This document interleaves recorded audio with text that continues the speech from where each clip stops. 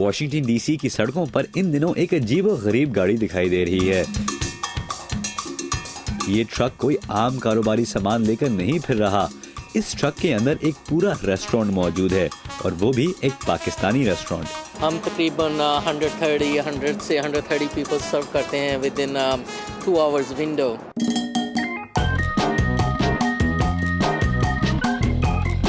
हर दिन दोपहर के 12 बजे के लगभग मोहम्मद इकबाल अपना ट्रक वॉशिंगटन डीसी के मुख्तलिफ मकामात पर रोककर लंच बेचते हैं और इन दिनों बिजनेस इज गुड।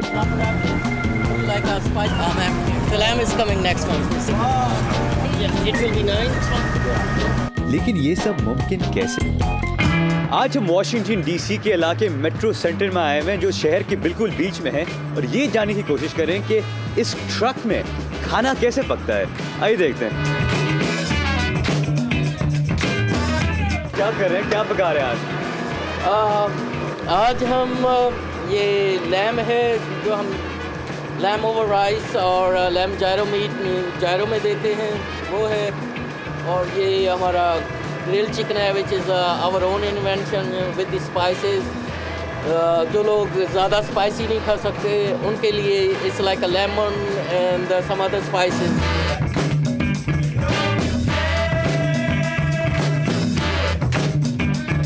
लेकिन क्या अमरीकियों को ये खाना पसंद है? हमने जानने की कोशिश की। So what did you get here?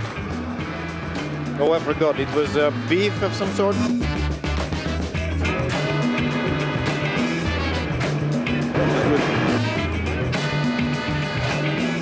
How do you like it?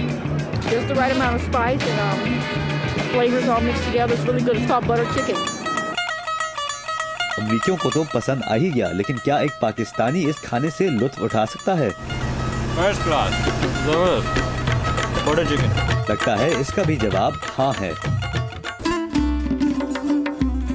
लेकिन आम रेस्टोरेंट चलाने में और ट्रक के अंदर रेस्टोरेंट चलाने में एक बुनियादी फर्क है।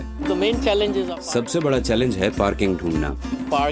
वॉशिंगटन डीसी में 2 घंटों से ज्यादा सड़क पर पार्क करने की इजाजत नहीं, वरना चालान लग जाता है। लेकिन फूड ट्रक्स की मकबूलियत की वजह से वॉशिंगटन डीसी के कवानीन भी बदल रहे हैं और फूड ट्रक्स को पार्क करने के लिए ज्यादा टाइम मिलेगा।